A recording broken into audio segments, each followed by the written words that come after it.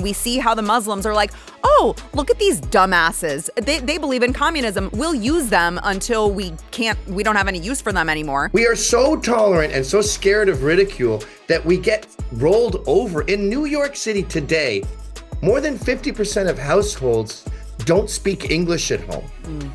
That's not an assimilated country. That's not an assimilated city. That's balkanization.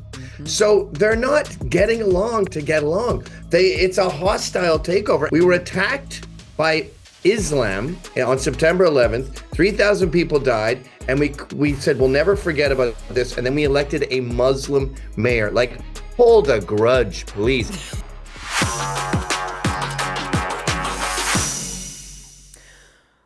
Welcome back to Sara Gonzales Unfiltered. So it has been a pretty crazy turn of events the last, week. When you go through, by the way, we'll get to the Islamic stuff later, but when you go through how the Democrats started last week, they're like, we got him. We got Donald Trump. We're going to redact a name to make something in the Epstein emails look way more sinister than it is and tie it to Trump, and we're going to sink him.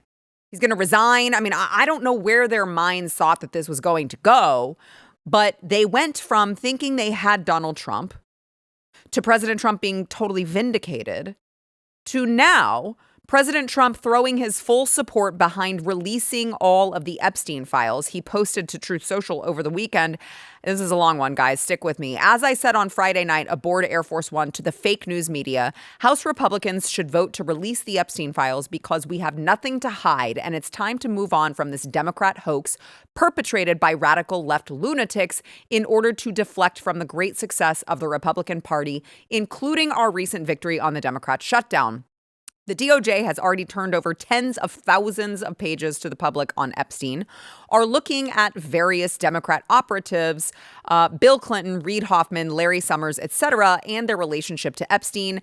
And the House Oversight Committee can have whatever they are legally entitled to. I don't care, in all caps with an exclamation point. And then he goes on to talk about all of the issues that are going on. All I do care about, which is very refreshing to hear from him, by the way. All I do care about is that Republicans get back on point, which is the economy, affordability, our victory on reducing inflation from the highest level in history to practically nothing, bringing down prices for the American people, delivering historic tax cuts.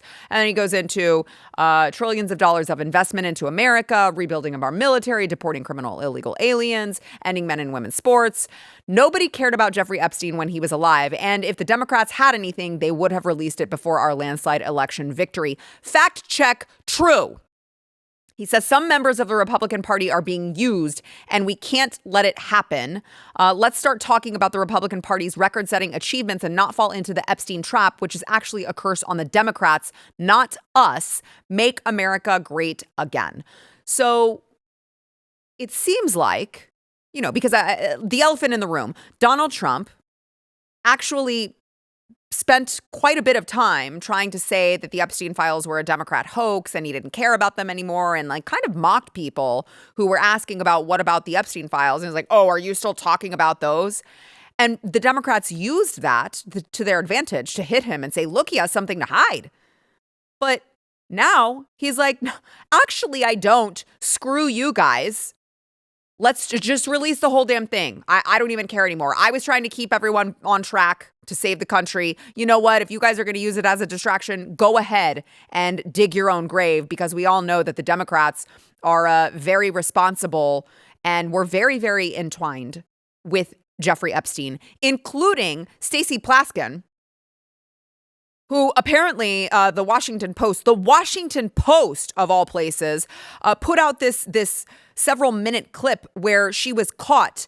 They time-stamped the emails during with Jeffrey Epstein during a congressional hearing. And she was texting back and forth with Jeffrey Epstein for pointers during her congressional hearing to ask people questions. It's bizarre. Okay, so you guys are the ones who associated yourself with this guy, not us. Release the damn files then. Now, before he made the announcement that he was going to investigate the Democrats in these files, Thomas Massie still not happy and went running to ABC this weekend to complain. The president's been saying this is a hoax. He's been saying that for months. Well, he's just now decided to investigate a hoax, if it's a hoax. And I have another concern about these investigations that he's announced.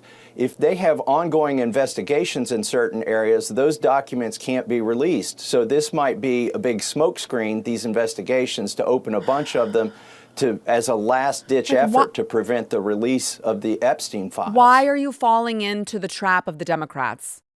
Why are you doing that? Why are you giving them the talking points? Okay, what would you like for him to do? Release the files and not investigate the bad actors? Then you would say he was running cover for the Democrats. Anything he does is never going to be good enough for some of these people, including people who would identify themselves as conservatives. I mean, it's so wild to me that we can't just be united in this. And by the way, that goes for Marjorie Taylor Greene as well. Okay? She's been in this fight with President Trump. I mean, she was like MAGA's poster child. She was one of President Trump's greatest supporters. And now she's been in a fight with President Trump over these files, some other things as well, but these files as well. And of course, pushing to release them. And Trump reached a certain point where he was just like, you know what? Enough already. He posted another long one. I'm just going to read the highlighted points here. I am withdrawing my support and endorsement of Congresswoman Marjorie Taylor Greene of the great state of Georgia. Over the past few weeks, despite my creating record achievements, he goes on to list a bunch of achievements. He says, all I see wacky Marjorie do is complain, complain, complain. It seemed to all begin when I sent her a poll stating that she should not run for senator or governor. She was at 12% and didn't have a chance unless, of course, she had my endorsement, which she wasn't about to get. She has told many people that she is upset that I don't return her phone calls anymore. But with 219 congressmen and women, 53 U.S. senators, 24 cabinet members, almost 200 countries, and an otherwise normal life to lead, I can't take a ranting lunatic's call every day. I understand that wonderful conservative people are thinking about primarying Marjorie in her district of Georgia, that they too are fed up with her and her antics, and if the right person runs, they will have my complete and unyielding support. She has gone far left, even doing The View with their low IQ Republican-hating anchors. Thank you for your attention to this matter. Make America great again, of course. And he has a point there because she has seemed to go on this apology tour. He mentions The View. She did go over on The View and why? Why would you do that? And she has seemed to try cozying up to members of the left who wouldn't piss on her if she were on fire, by the way. That's my takeaway. Why would you go to these people? Why would you cozy up to these people? Why would you call out President Trump publicly? What? You're giving them their talking points. Why would you do that if you recognized what time it was and what we were up against? And so I really feel, and again, I hate all this infighting. I hate it when mom and dad fight. I hate that we have to talk about it. I hate it.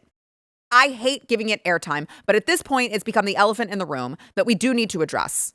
Okay? Because what Marjorie Taylor Greene did was go to CNN to complain to CNN and to complain that President Trump was putting her in danger. And it's just I don't understand what we are doing. This is why we can't have nice things. The American people elected Republicans and elected Republican leadership because they were tired of the Democrats. And now it just feels like we can't just get our shit together for a few moments, for a few years here, and just all work together to continue making America great again. Instead, you have Marjorie Taylor Greene going on CNN and saying this.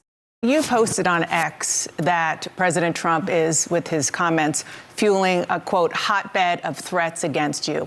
Obviously, any threats to your safety are completely unacceptable. But we have seen these kinds of attacks or criticism from the president at other people. It's not new. And with respect, I haven't heard you speak out about it until it was directed at you. See, even then.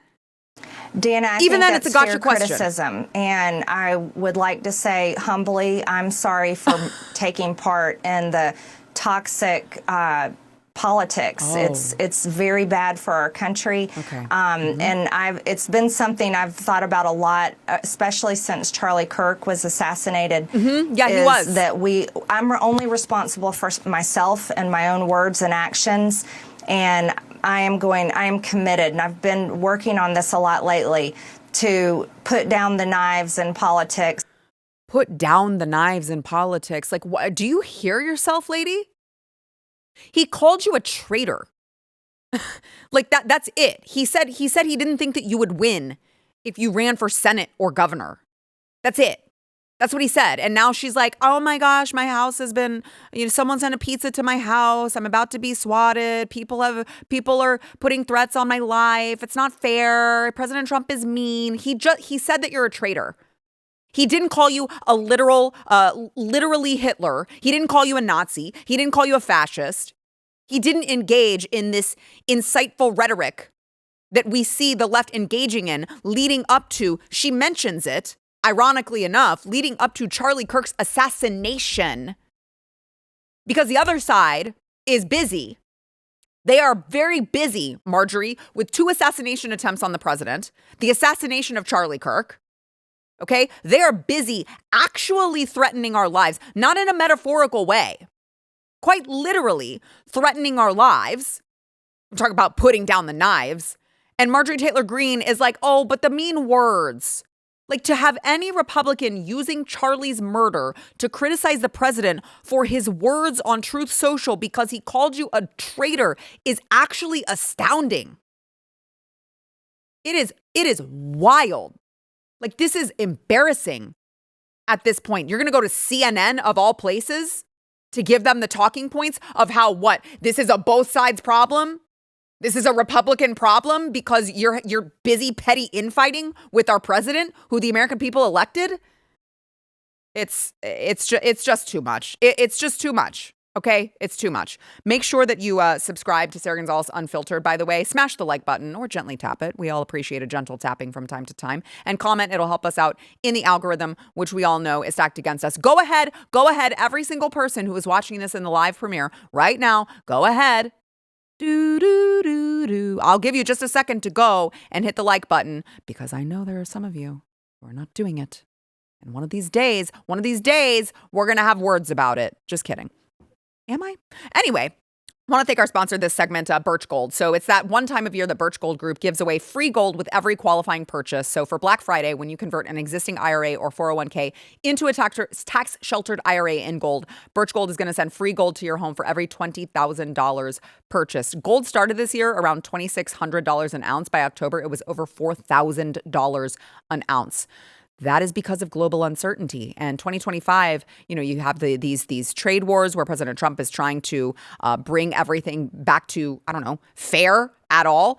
And the thing is that gold thrives in times of uncertainty. It also just historically is a great, great hedge against inflation and so many other things. It's a great diversification tool. So they can help you now through November 30th. Get free gold with a qualifying purchase. But to claim your eligibility, you got to text my name, Sara, first. It's not going to do anything except ensure that if you do decide to do it, you will have that eligibility. Sara, S-A-R-A, to 989898. You're going to get a free information kit as well on gold and silver so that you can better understand it. Don't take my word for it. Just go check them out. Go read more about it. And you can do that by texting Sara to 989898.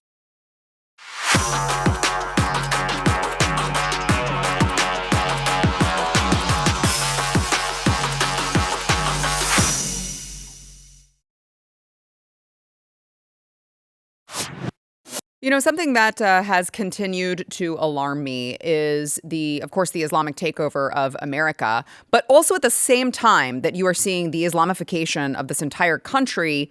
Anytime some of us point it out, anytime some of us try to mention, hey guys, this is really bad. You get accused, like I talk about it and people are like, oh, how's that $7,000 you got from the Jews to talk about this? Like, it doesn't take a rocket scientist. It doesn't take like anyone. I don't know if you have more than 2 brain cells to rub together to see what is happening in this country and also see what happened in the UK and maybe put 2 and 2 together here. OK, because we see it happening in Dearborn, Michigan. This is, of course, the largest Muslim population in the United States. And that is the United States, by the way. That is Dearborn, Michigan. It is not Tehran. Okay, 55% of people there are Muslim, according to the 2023 census. I'm sure it has only gotten higher since then. And by the way, they, of course, blast the call of prayer over giant loudspeakers 5 times a day as early as 5 a.m. We're in Dearborn. This is the call of prayer. Isn't that lovely? It goes off 5 times a day. Isn't that just, oh, that's what I want to hear 5 Here in times the a United day. States.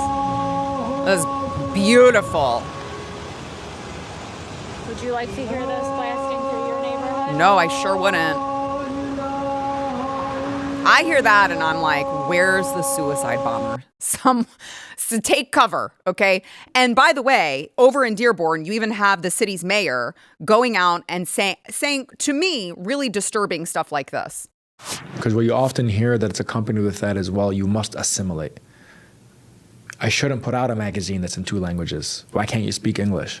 Why are my videos subtitled in Arabic? Why is my caption both in English and Arabic? People get frustrated by this. But to me, it's like, I actually disavow the use of the term the melting pot. I actually don't like it. Why? Because in the melting pot, when you're talking about like a soup, everything looks the same, right? We're the salad Want to bowl. assimilate. The lettuce is lettuce, the tomato is tomato, the cucumber is cucumber, and they all complement each other. They all complement each other, except when the cucumber wants to murder the tomato for not being Muslim. Turns out that doesn't work. Okay, now you could say, well, that's just Dearborn, but it's not just Dearborn. It's happening all across the country. You've got things like this going on at schools. This is DePaul University in Chicago, and there's that again. Muslim students chose to occupy the campus library to conduct their prayer. Despite the university already bending over backwards, multiple prayer rooms, and a mosque next door, and they said, that is not enough. We are here to conquer. We are here to take over. And you guys are just going to let us do it because you're too afraid of being called an Islamophobe. The number of mosques in America is skyrocketing. Data from 2020 is the latest we have. It jumped to 2,769 mosques. That's up from 962 in 1994. And New York has the most mosques compared to any other state, 343. The number continues to grow. And of course, you've got, you see there on that list, California, Texas, Florida, New Jersey. I mean, you talk about Texas. I mean, the growth is happening faster now. Texas is being completely inundated. 48 mosques have opened in the state in the last 2 years. By the way, done with the governor in Texas giving like $13 million of grant money to mosques, some of which have terrorist ties. And you will see in this next video, yes, this is Irving, Texas. Earlier this year, Muslims were performing this chest beating ritual that I think I saw gorillas doing at the zoo this weekend with my family. It looks very similar. But they're just taking over the streets, even in Texas. By the way, this is a Shia Muslim ceremony mourning the martyrdom of Imam Hussein, the grandson of Prophet Muhammad. And so this is what's happening, coming to a city near you if it's not already there. And let's just not forget what's happening in New York City as well. We're done hiding. We're done. We're done being tortured and hurt and judged. This is the correct religion. This is the religion that all of humanity needs to be upon, of Islam. And we will not stop until it enters every home. Guys, when someone tells you who they really are, believe them. They make it very clear in their holy book. They make it very clear in their teachings what they are here to do. And it's not to kumbaya. Okay. By the way, speaking of New York, since now New York City has a Muslim communist as mayor, they are trying to show people, the NYPD themselves are trying to demonstrate how to put on a hijab correctly. This is not a joke. This is actually happening. The NYPD is like, well, first you fold it, then you just raise it over her eyes, and then, but not too much. This is like, I would almost laugh if I didn't understand the seriousness of what is happening and what is at stake. And joining me now is someone else who I know is not afraid of speaking the truth. I wouldn't call him politically correct, is my point. Gavin McInnes, he's the host of Get Off My Lawn and founder of Censored.tv. Gavin, can you just set me straight if I'm being an alarmist here on what is happening in the streets of the United States? It's a hostile takeover, and it's a very dangerous combination. We saw this with the Iranian Revolution. When Islam and communism get in bed together, all chaos ensues. And what usually happens is the Islamists are given a place while the communists go and wreck stuff. And then the communists go, okay, we'll take the government now, please. And the Islamists go, no, this is ours now. You're out. And that's what happened in Iran. That's what happened with the Ayatollah Khomeini. And that is ultimately, I'm not saying Mamdani will achieve that, but that's the goal of Islam. Like at the beginning there, Abdullah Hamoud was talking about the salad. That salad, those tomatoes want to be 100% of the salad. Right. And you convert to tomatoism or die. So this whole idea of like a soup is gray and he's colorful. No, they use color to get in the door and say, we're all about helping and poverty and peace, and Islam means peace. And then once they accrue any kind of power, which I would argue is a population of more than 10% of any area, then come out the big boys. And now it's time to take over the culture. Yeah, I mean, it's frustrating because I just talked to at a Turning Point campus event. I was speaking to students at Texas State University over in San Marcos, Texas, and the younger generation just seems to not. I'm trying to figure out how to get them to understand this, because I mentioned just the same thing that you're talking about, this red-green alliance. It's not new. We've seen it happening in history, and we see how the Muslims are like, oh, look at these dumbasses. They believe in communism. We'll use them until we don't have any use for them anymore. And then we'll just take over. But you have this college student who tried to, I don't want to say pick a fight with me, but he was pushing me on the idea. And he's like, well, I mean, I have a friend who's from Pakistan and he's like dope. Like he wouldn't. And I'm just like, oh, okay. So like throw everything else out that I've said. And I'm trying to figure out like how to explain to these people, what do you think is happening in the UK right now? And why do you think that this wouldn't happen here? And he goes, I shit you not, Gavin. He goes, oh, well, we do a better job at assimilating them. And I was like, what? That's not true. I know. That's totally false. In fact, they can't assimilate themselves. What was that guy in Minneapolis, Omar Fattah or something? Yes. He lost because the warring tribes within the Somalian community didn't like him because he wasn't the majority. I mean, I had the name somewhere, but it's like he is Duty Manugi, and the Darrow Deer Hawaii don't respect the Warsan Geli clan. That's why. So they are the worst at assimilating. We are terrible at it too. But what we have is what Gadsad calls suicidal empathy. It's like ethnomasochism. We were attacked by Islam on September 11th, 3,000 people died, and we said we'll never forget about this, and then we elected a Muslim mayor. Like, hold a grudge, please. Or worse yet, Bataclan, just the other day, they had their 10-year anniversary, 130 people murdered in inexplicable ways. Like, eviscerated pregnant women, genitals cut off and stuffed in mouths, torture for the entire, I don't know, it took forever to the cops to get there, like 10 minutes of torture before they eventually killed 130 people that day. And at Bataclan, they were chanting, free, free Palestine at the same venue. Like, can we have some respite? Can we have some safe zones where we don't kiss Muhammad's ass? Right. I mean, I'm to the point now, Gavin, where I'm like, listen, it's nothing personal. If you have a Star Wars name, I kind of just want you deported. I find, and this is a prejudice that I'm not particularly proud of, but I find white Muslims particularly galling. Like there's the woman in Australia who converts, she marries some Pakistani politician, and next thing you know, she has a hijab on, which I'm sure we had those 2,000 years ago, and we moved on. We got past. I'm sure we threw gays off buildings. I'm sure we beat women to death for not sleeping with us. I'm sure we did that slightly pre-biblical times, but we've moved on. We have a 2.0. They're back in time. And at this fight at Madison Square Gardens, it was a Muslim main ticket. That was the main event.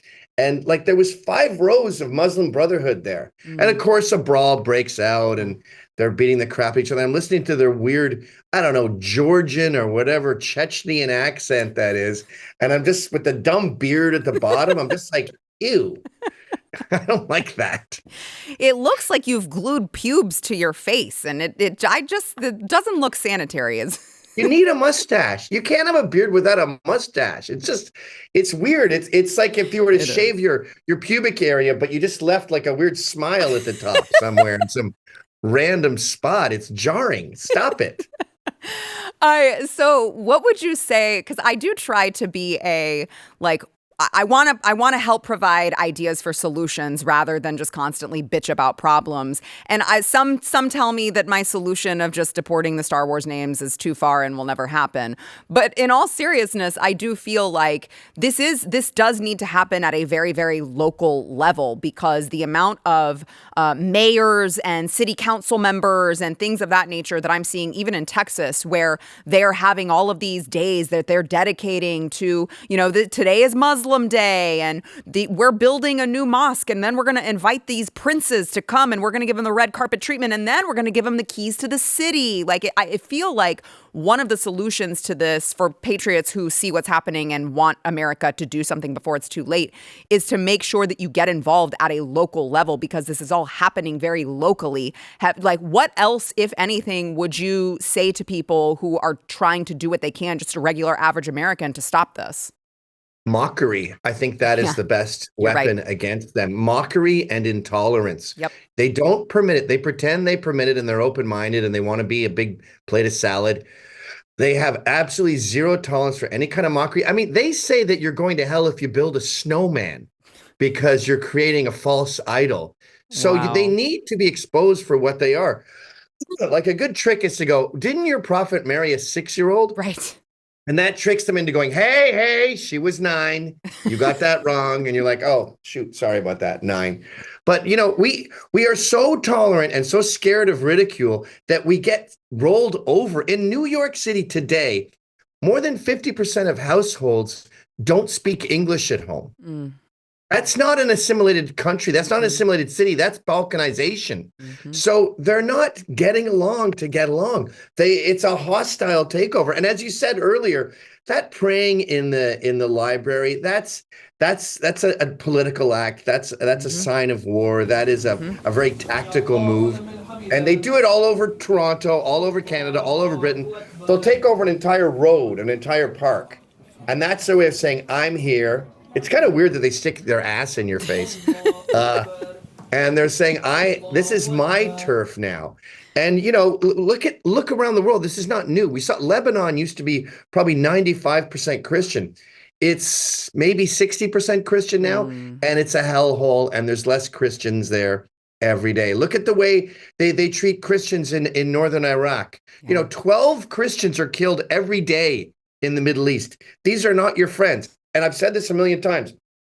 Hindus are compatible with the West. Yeah. Jamaicans are compatible with the West. Sikhs are compatible with the West. They tend to blend in. Islam, by definition, is not compatible with the West. They proudly say that themselves. They call the West the bastion of evil. They call it the great Satan. Right. So why else would they want to come here if not to conquer? Like, I just hello, duh. What do you think that's about? They don't consider America. It's not America. Yeah. They don't consider Australia. These flags are just silly things that white people made up on Allah's land. Eventually, I think there's 2 Sharia courts in Texas already. Yes, there are. You've got like 50% of your mosques within the past 6 months. Yep. So this isn't a matter of assimilating or even being in the same salad bowl. It's a very hostile takeover. And what I wish people would understand is that's unique to Islam. Yeah. You don't see this with any other culture. Exactly. Which is why, I'll give you this last question here, Gavin, which is why I try to explain to people that's not this whole, because they're like, well, what about freedom of religion? And I'm like, I'm telling you that our founding fathers, who, 55 out of 56 of them were Christian. I am telling you that our founding fathers did not set up this country and include all of this freedom of religion to only then be conquered by Islam. Like, it was not for that. It was for all of these different denominations of Christianity, and it was for a Christian nation. It was not so that this other fake religion would come over here and kill us all if we didn't convert. Like, of course, that's not what it was designed or die. for. Right. Smite ye above their necks. Right. Is it a religion? I mean, the I definition agree. of a cult is when people leave that group, you can't associate with them. Yeah. Now, that's true of Scientology. That's true of Hare Krishnas. That's true of Trump derangement syndrome, where they're not allowed to go to Thanksgiving anymore. And, you hear about these stories where a woman will stop wearing her hijab and her mother will validate and give her blessing for an honor killing, because once a woman takes off her hijab, even if she's still Muslim, that's going to lead to her rejecting Allah, and then the whole family goes to hell. So if your daughter strays in any way whatsoever, throw acid in her face, kill her, like that. Is that a religion we're supposed to tolerate? Right. Absolutely not. I refuse. And I've seen, like I was talking about Lebanon. Go to Britain. Go to Luton, where Tommy Robinson is from. It's gone. Yep. Birmingham, where Ozzy Osbourne is from. It's gone. It's literally indistinguishable from the Middle East. And that's what they want to do here. I'm not allowing these tomatoes to take over my salad bowl. Yeah, I completely agree. And I appreciate you not being silent on this matter, although you're not silent about any matter. So that's just kind of par for the course with Gavin McInnes. But it's been too long since I've seen you in person. You need to come back and see us soon.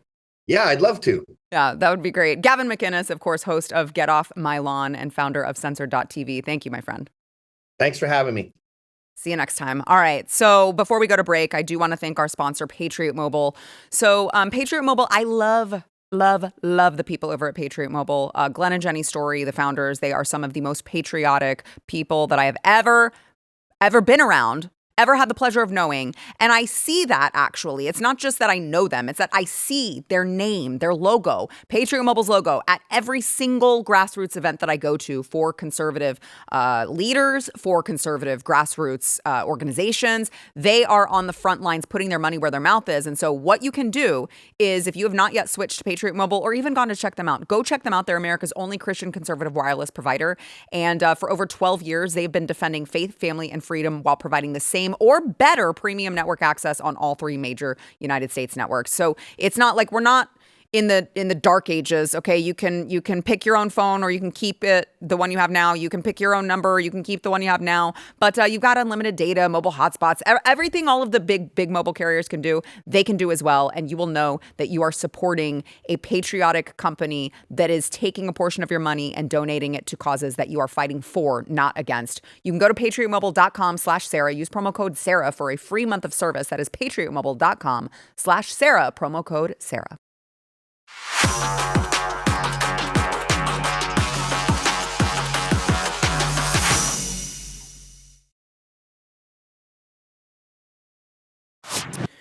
On Friday's show, I went through some of the new information that we have on Thomas Matthew Crooks, the shooter from President Trump's Butler, Pennsylvania rally, who, of course, shot him in the ear. We were given some of the documents that were also given to Tucker Carlson ahead of his documentary. Again, I'm going to go ahead and plug his documentary. If you have not yet seen it, go watch the whole thing in its entirety. But it's a giant report. I had it on the table here on Friday. As we're going through the documents, there's more information to be found, and including that Crooks might have, dabbled in they, them pronouns and been fascinated with furries. As we showed you Friday, despite what the FBI previously told us, Thomas Crooks was not an internet ghost. Thomas Crooks was not completely, away from the no digital footprint. No, I mean, of course, that's not true. He had multiple online accounts. One of his usernames was tied to his known emails. It was Epic Microwave. Don't ask me what it means. I don't know. That's just the username that was tied to his email address. There was a profile with that username on DeviantArt that is being said it's possibly linked to Thomas Crooks, and DeviantArt is an online art sharing community that, listen, I'm just saying they post weird shit on it, okay? And this account, by the way, has they, them pronouns, and that's some of the, that's what they were posting, I guess. This is a female bodybuilder and this tiny, skinny soy boy. basically worshiping this giant man-looking female bodybuilder. So then now people are starting to ask more questions. What all was this kid brainwashed into? Did he have this weird gender identity issue like we see so many other shooters have? And I want to bring in my panel to discuss it. Welcome to the show. Two of my very good friends, Chad Prather, host of The Chad Prather Show, and Savanah Hernandez, of course, Frontlines reporter over at Turning Point USA. Another weird thing that I want to throw to you guys and see if you'll bite on it at all. I think it's very coincidental, okay? There was one account that he had. It was a PayPal account that was operated under an alias called Rod Swanson. And interestingly enough, because you're like, who's Rod Swanson? Why would he have put Rod Swanson? Obviously, that's not his name. That happens to also be the name of a former senior FBI agent who was the chief of investigations for the state of Nevada during the 2017 Las Vegas mass shooting. And he also was he served on FBI Director Robert Mueller's protective detail, also was a firearms instructor in Pennsylvania. I'm just saying. And he was contacted by the phone over the weekend by Miranda Devine over at the New York Post. He said that he was like, this is the first I'm hearing about my name being connected to Crooks. And he also, by the way, said that he should have been on the FBI's radar. So I don't know if it's connected. I don't know if it's coincidental. It's just very strange that he would use that name, Rod Swanson, and also have had so many different searches for mass shootings, deadliest mass shooting in the world, best places for mass shooting. I mean, the list goes on. You guys can see his searches there. Surely he would have ended up at the Las Vegas mass shooting. And I just find it it's just very strange. And maybe it's a coincidence. Savanah, am I too cynical? Is it just all a coincidence?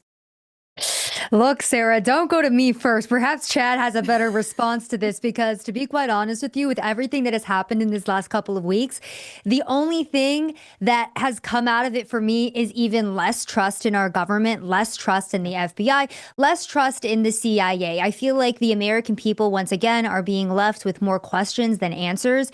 And regarding Thomas Crooks, I mean, this man tried to assassinate the former president of the United States, now sitting president of the United States, during his campaign, which would have fundamentally changed the direction of this country, just like Charlie Kirk's assassination did. And for some reason, we have zero answers. And now you're saying that this kid had, some account that was named after an FBI agent that was involved with the Las Vegas shooting, which again left more questions than answers for the American people. I mean, it's exhausting at this point, Sara, and I'm getting to the point with this too, where it's like we can only point to the trans and LGBTQ cult so much when we have to start asking the question of, this is clearly a problem. Why has the government not taken care of it? And how many more people have to be brutally killed? How many more children have to be assassinated by trans members and trans ideology before we actually take this seriously and start answering these very valid questions? Yeah, I agree. And Chad, to add to what Savanah just said there,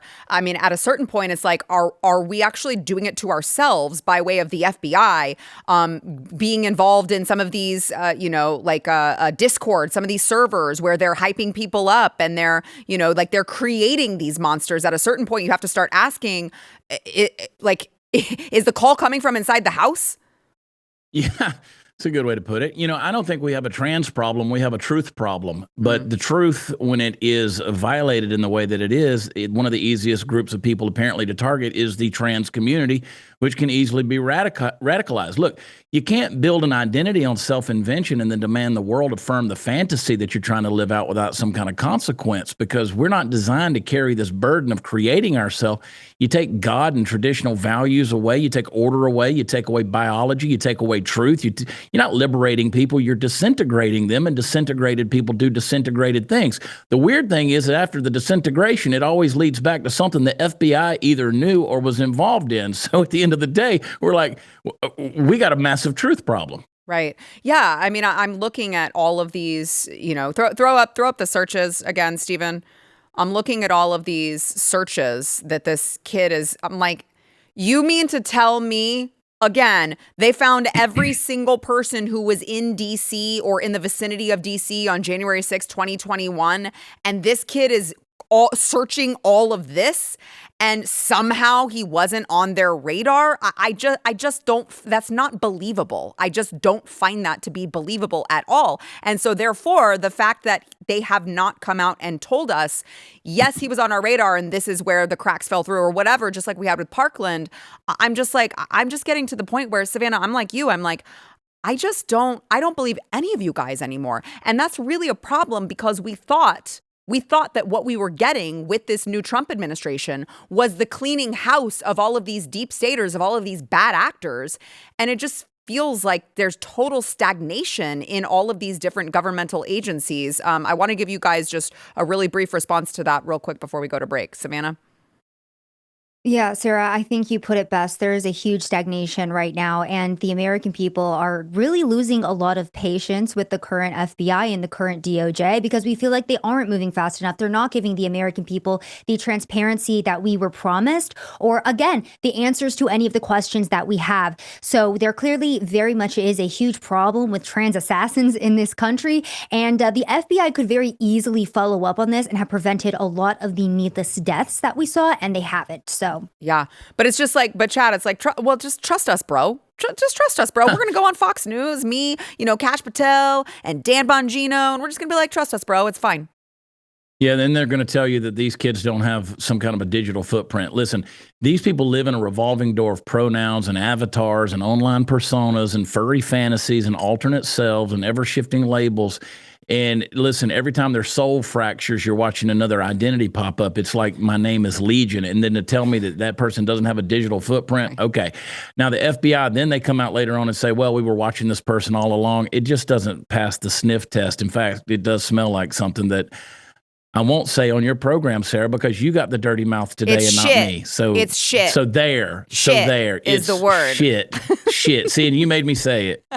I made you do nothing, Chad. You did that of your own accord. All right, let's go ahead and take a quick break, and we will be back with more from our panel. First, we want to thank our sponsor, Kindred Harvest Teas. So this is, if all of you who are Maha like me, listen up. If you are still buying tea, I don't care if it's herbal, black tea, green tea, whatever. If you're buying tea from the grocery store, odds are you are getting Chinese tea. This is little known fact, okay? The Chinese tea industry has flooded America with products contaminated by microplastics and heavy metals. Obviously, they don't care about your health. They care about your wallet. But Kindred Harvest is the American answer to this. They are third-party lab tested, zero microplastics, zero heavy metals, blended and packed right here in the USA with 100% biodegradable, heat-sealed sachets. There's no glue. There's no ink. And so they've got tea for everyone. We love the cinnamon apple over at my house, but they've got, as you can see here, they've got morning energy, evening herbal, immunity tea as well.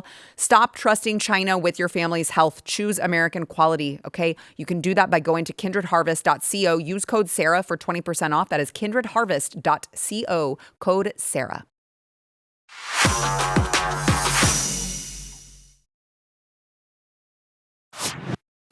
So obviously with this last election, you saw a shift of younger men, mostly white, I guess, but minorities as well, leaving the Democrat Party and voting more conservatively. And I thought it was interesting, Barstool Sports CEO Dave Portnoy, who I find to be kind of a reprehensible guy, but I thought that this was an interesting point that he made because he has found himself kind of in the middle, not really knowing where to go when it comes to our political parties. And he sat down with CBS for an interview yesterday and was asked why he thinks the Democrats have lost men. Here's what he said. Generally, they were very anti-normal guys. Like if you, there's what do you mean normal guys? Yeah, I mean, it's okay. Are to you be saying like there's only one way to be a guy? If that What girl's a hot, hey, loser. that girl's hot. I want to drink. I want to party. I like frat parties. I like that. That was all bad. Like, and to be honest, it's the white guy, and this sounds, but was the bad guy. Became the bad guy, and there's a lot of white dudes who are like, well, I'm not the bad guy. Like, what are you getting mad at me for? I wasn't here for colonialism or any of the stuff that you guys are complaining about 200 years ago. Like, what did I do? I mean, doesn't the reporter, it's just too perfect. He's like crossing his legs so tight and he's like, well, what do you mean? Is there only one way to be a guy? I mean, like, yeah, kinda. Don't be gay. I mean, well, and then I guess like be gay, but like then you're just a gay guy. But like don't be gay and pretend like you're straight. I don't know. Chad, I'll let you go first and mansplain to us since this is about the guys. Why have I got to be? I'm the white guy. All right. Look, here's the deal. Democrats have increasingly framed white men as the problem rather than the part of American fabric. And beyond that, they literally built Western civilization. They label their history as shameful and their normal aspirations as harmful, and so the party creates resentment. It's very simple. White male voters didn't suddenly become radical. They just recognize the hostility that's being expressed towards them. They shift away from the party that treats them like villains. That's the bottom line. People are sick of being accused of something they never did. Yeah. And then you have that pesky Savanah, that pesky toxic masculinity. They've been told all this time that their masculinity is toxic, and instead they should cross their legs as tightly as that one guy who was asking the question.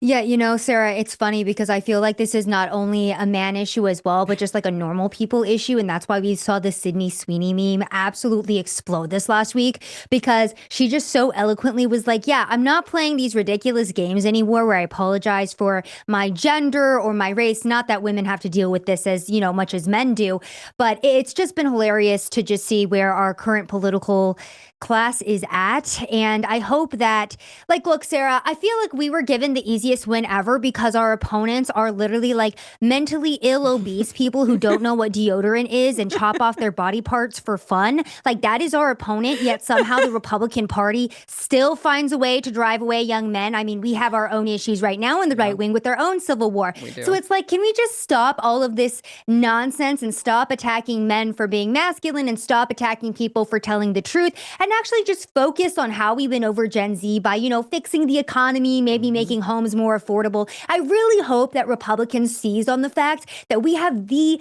dumbest possible opponent ever. It's like, God was so gracious to us. He was like, I am going to give you the easiest enemy to defeat. Please don't mess this up. And I feel like we kind of are right now, Sarah. So I hope everyone kind of cleans it up and starts refocusing over here on the right wing. No, I love that you said that. It's so true. And I think to demonstrate that point, let's go ahead. We have some time here. This is a very short clip. Let's play MSNBC, who, this was, to your point, Savanah, this was shortly after the 2024 election. And they're like, I think we just need to keep doing this woman of color thing. It's going great for us. The party should be led, to your point, by young women of color. Right, Come on. Because young women of color are the reasons that Democrats do actually have some of these wins. And we know how to communicate in ways that reach that more moderate voter, but also that progressive. So, Chad, to Savannah's point, if we can fix the economy and we can make things more affordable and Democrats keep doing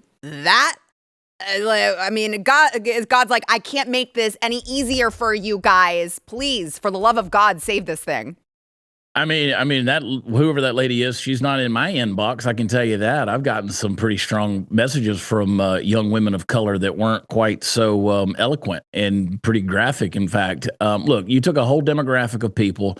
You labeled them as privileged and toxic, historically guilty. They you know what? They're going to stop feeling represented. Mm-hmm. White men in this country are not extremists. They're hard workers, taxpayers, veterans, business owners. They want stability and purpose and a chance to build something. When you keep villainizing them with this just hate-mongering nonsense, they're going to walk away from your party. But again, we're too stupid to know how to draw them in. We're just idiots. And to Sav's point, I mean, we're getting what we deserve at this point. Yeah, Savanah, we've last word here real quick. Don't you think we should have more Jasmine Crockett's running the Democrat Party? Oh, absolutely. And you know what? I am going to demonize a toxic white man, and that is Gavin Newsom. Please, Democrats, run Kamala Harris again. We need her. Please. We need her guidance. Please. We need her eloquence. Please run her again. Savanah Hernandez and Chad Prather, two of my favorites. Thank you, my friends. We'll see you tomorrow.